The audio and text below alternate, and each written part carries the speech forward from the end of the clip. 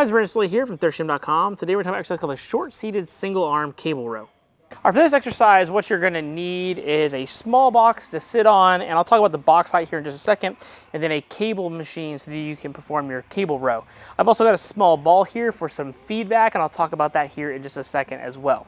The first thing on the box here is that you want to adjust the box height depending upon your hip mobility. Now, I will be honest with you, this box is too low for me. I don't have enough hip flexion naturally in my left hip, so this can cause me some hip irritation if I go too heavy or actually try to really try, but I'm doing it for demonstration purposes.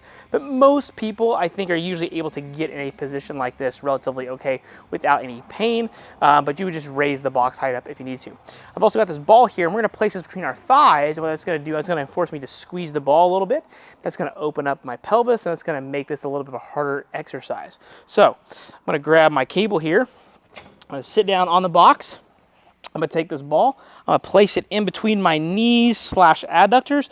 I just want to make sure that as I have this ball here, I can actually squeeze it a little bit and give it a little bit of resistance. If you don't have a ball, you can use like a yoga block. A foam roller works well also. So anything that you can put in here to get that feedback. Then with our cable, I'm going to hold it with one arm because it's only a one-arm cable row. I want to make sure that the cable pulls me upright slightly. My feet are completely flat, and I'm squeezing that ball so that my knees and everything are in line.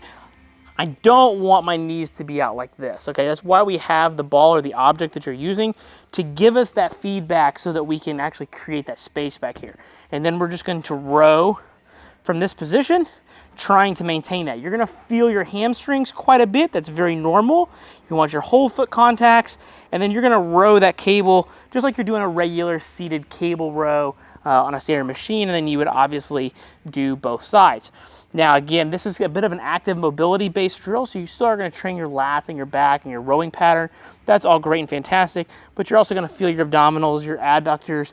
You're going to feel your low back open up. So if you've got a really tight, cranky low back, this might be a great way to get some rowing in without aggravating it. Just an overall great exercise for improving everything from a full body approach.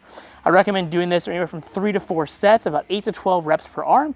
You do want to go a little bit higher in your rep ranges just because of maintaining this position. I can't load this cable up as much as I would prefer, but again, it's not necessarily about maximizing the load. It's maintaining and owning the position while I'm actually doing the activity, and I can still feel my lats, and I'm still getting a quality amount of work here. If you got any questions, just let me know in the comment section below. Thanks. Have a great day.